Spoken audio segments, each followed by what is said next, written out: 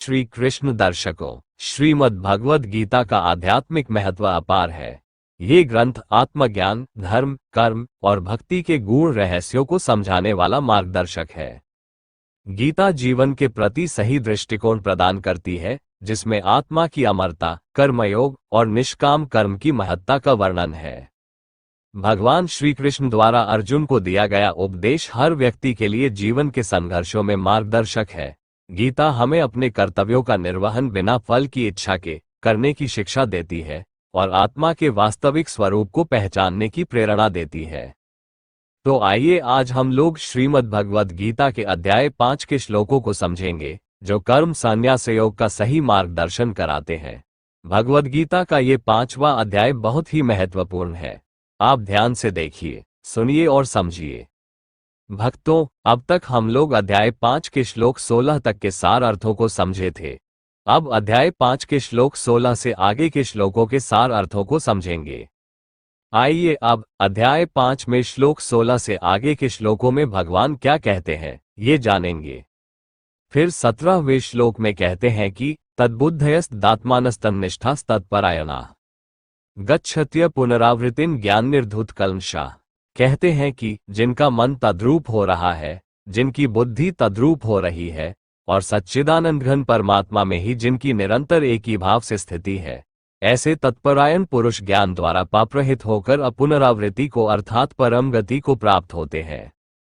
जो मन, बुद्धि और कर्म से पूरी तरह भगवान में समर्पित है, जो ज्ञान द्वारा ये जान लिया है कि ये पूरा जगत परमात्मा का ही विस्तार है, सब जगह परमात्मा ही रमन कर रहा है, इस परमात्मा के सिवाय और कुछ भी नहीं है, यानी कि जिसने परमात्मा का दर्शन अपने अंदर कर लिया हो और फिर उसे सब में परमात्मा ही दिख रहे हो, ऐसे लोगों का पुनर्जन्म नहीं होता और वे ही मुक्त हो जाते हैं। ऐसे लोग जीते जी भी मुक्त हैं और शरीर छोड़ने के बाद भी मुक्त होकर भगवान के परम धाम यानी कि भगवान में लीन हो जाते हैं। फिर 18वें श्लोक में कहते हैं कि विद्या विनय संपन्ने ब्राह्मणे गवि हस्तिनी शुनि चैव श्वपाके च पंडिता समदर्शिनः। कहते हैं कि ऐसे ज्ञानी जन विद्या और विनययुक्त ब्राह्मण में तथा गौ, हाथी, कुत्ते और चांडाल में भी समदर्शी ही होते हैं। मतलब इस स्थिति में पहुंचे लोगों को ईश्वर के सिवाय और कुछ भी दिखता ही नहीं है, इसीलिए वे ज्ञानी और चंडाल में कोई भेद नहीं करते। उन्हें इन सब में एक रूप से रमन करने वाला वो परमात्मा ही दिखता है। फिर 19वें श्लोक में कहते हैं कि यह तैर्जितः सर्गो येषा साम्ये स्थितम मन निर्दोष हे सम ब्रह्म तस्मा ब्रह्मणि ते स्थिता। जिनका मन संभाव में स्थित है, उनके द्वारा इस जीवित अवस्था में ही संपूर्ण संसार जीत लिया गया है, क्योंकि सच्चिदानंद घन परमात्मा निर्दोष और सम है, इससे वे सच्चिदानंद घन परमात्मा में ही स्थित है। कहते हैं कि पहले बताए अनुसार जो लोग समभाव में जी रहे हैं, ऐसे लोग विश्व विजयी हैं, क्योंकि परमात्मा का स्वभाव भी निर्विकार, निर्दोष और सम है, और ये लोग परमात्मा के स्वभाव में जी रहे हैं, जिससे वे परमात्मा में स्थित है। और परमात्मा ही इस संसार का मालिक है, परमात्मा का ही इस पूरे जगत पर आधिपत्य है, और जो भी परमात्मा के विचारों और प्रबंध को समझेगा, उसका भी इस संसार पर आधिपत्य होगा। जैसे किसी सेठ के विचारों और उसके प्रबंध के तरीकों को अच्छी तरह समझने वाला ही उसका सबसे अच्छा प्रबंधक होता है, और सेठ का जितना भी कार्य क्षेत्र होगा, उस पर उसको भी फैसले लेने का अधिकार मिलेगा और अधिपत्य होगा। फिर 20वें श्लोक में कहते हैं कि न प्रहृष्येत प्रियम प्राप्य नोद्विजेत प्राप्य चाप्रियम स्थिर बुद्धिर सम्मोह ब्रह्मविद ब्रह्मणि स्थितः। जो पुरुष प्रिय को प्राप्त होकर हर्षित नहीं हो और अप्रिय को प्राप्त होकर उद्विग्न न हो, वह स्थिर बुद्धि, संशय रहित, ब्रह्मवेता पुरुष सच्चिदानंद घन पर ब्रह्म परमात्मा में एक ही भाव से नित्य स्थित है। कहते हैं कि जो पुरुष मनचाही वस्तु या व्यक्ति को पाकर अति हर्षित न हो और मन के विपरीत वस्तु या व्यक्ति के मिलने से दुखी या उद्विग्न न हो, ऐसा व्यक्ति भगवान में एक ही भाव से स्थित होता है, यानी कि उसको ईश्वर के दर्शन हुए होते हैं। फिर 21वें श्लोक में कहते हैं कि बाह्यस्पर्शेषु सक्तात्मा विन्दत्यात्मनि यत् सुखम स ब्रह्मयोगयुक्तात्मा सुखमक्षयम श्नुते। बाहर के विषयों में आसक्ति रहित अंतःकरण वाला साधक आत्मा में स्थित जो ध्यान जनित सात्विक आनंद है, उसको प्राप्त होता है तदनंतर वह सच्चिदानंद घन पर ब्रह्म परमात्मा के ध्यान रूप योग में अभिन्न भाव से स्थित पुरुष अक्षय आनंद का अनुभव करता है।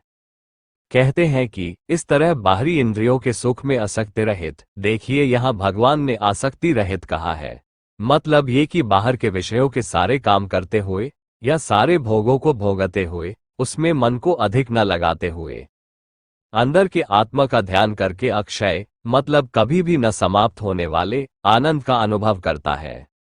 फिर 22वें श्लोक में कहते हैं कि ये हे संस्पर्शजा भोगा दुख्यो न एवते आद्यंतवंतः कौन्तेय न तेषु रमते बुध।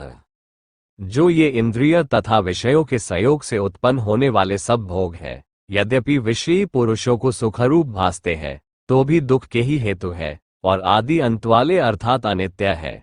इसलिए हे अर्जुन, बुद्धिमान विवेकी पुरुष उनमें नहीं रमता।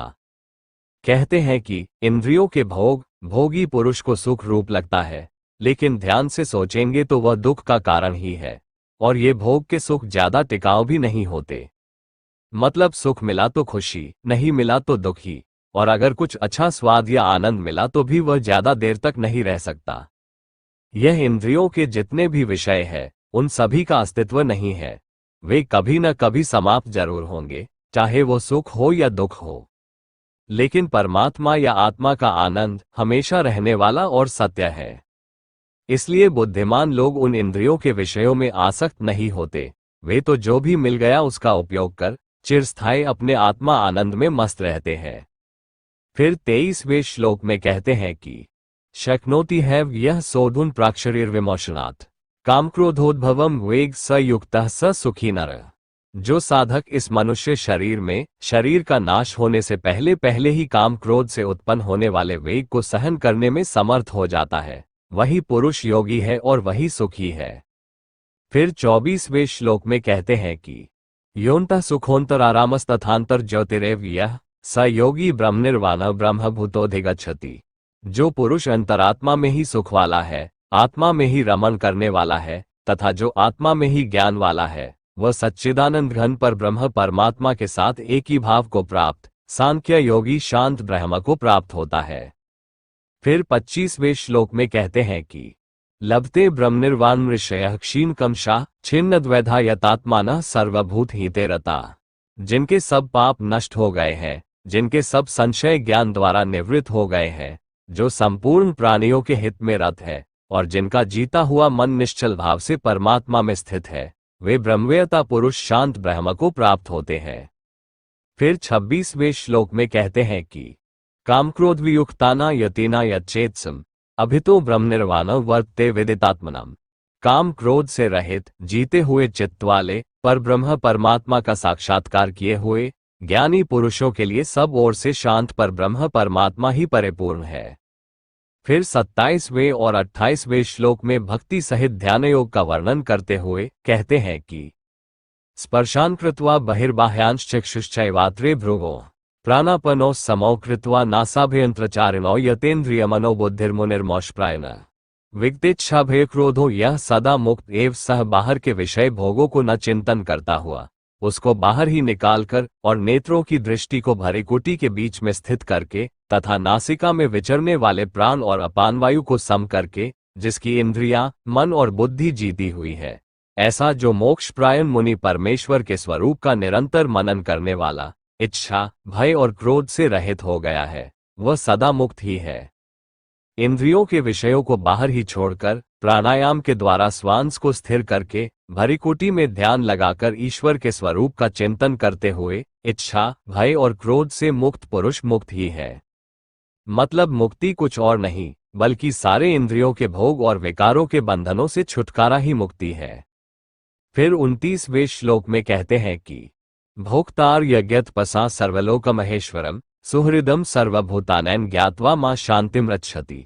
मेरा भक्त मुझको सब यज्ञ और तपों का भोगने वाला संपूर्ण लोकों के ईश्वरों का भी ईश्वर तथा संपूर्ण भूत प्राणियों का सुहृद अर्थात स्वार्थ रहित दयालु और प्रेमी ऐसा तत्व से जानकर शांति को प्राप्त होता है।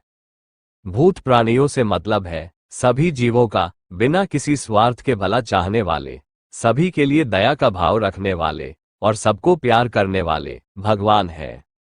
हम सभी का जन्म ही इसलिए हुआ है कि आपने आपको बताए गए अनुसार बनाना है, कोई भी काम छोड़कर नहीं, बल्कि सब कुछ करते हुए अंदर से निर्लेप रहते हुए केवल भगवान से दिल लगाना है। क्योंकि भगवान से ज्यादा और अच्छा, निस्वार्थ अपना ख्याल रखने वाला इस जगत में दूसरा कोई नहीं है। आप ठीक से सोचकर देख लेना।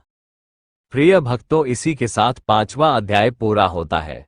अब तक हम लोग श्रीमद् भगवद गीता के अध्याय 5 के श्लोकों के भावार्थ और सार अर्थों को समझे। अगली वीडियो में अध्याय 6 के श्लोकों के सार अर्थों को समझेंगे। दर्शकों, अगर आप आत्मज्ञान प्राप्त करने के जिज्ञासु हैं तो इसी चैनल पर मेरी आध्यात्मिक यात्रा नाम से एक प्लेलिस्ट है, जिसमें मुझे आत्मज्ञान कैसे प्राप्त हुआ इस विषय पर मेरी आध्यात्मिक आत्मकथा है, जिसमें बिना किसी मिलावट या बनावट के आध्यात्मिक अनुभवों का वर्णन किया गया है, जिससे बहुत कुछ ज्ञान मिलेगा आपको। आप उसे भी देख सकते हैं। अगर आपको आत्मा, परमात्मा या आत्मा साक्षात्कार के संबंध में कोई जिज्ञासा या विचार हो तो कमेंट कर जरूर बताइए। वीडियो को लाइक और चैनल को सब्सक्राइब जरूर कर लीजिएगा। इस चैनल से आपको बिना बनावट के सही और सटीक ज्ञान वाली वीडियो मिलती है। धन्यवाद। शुभम अस्तु।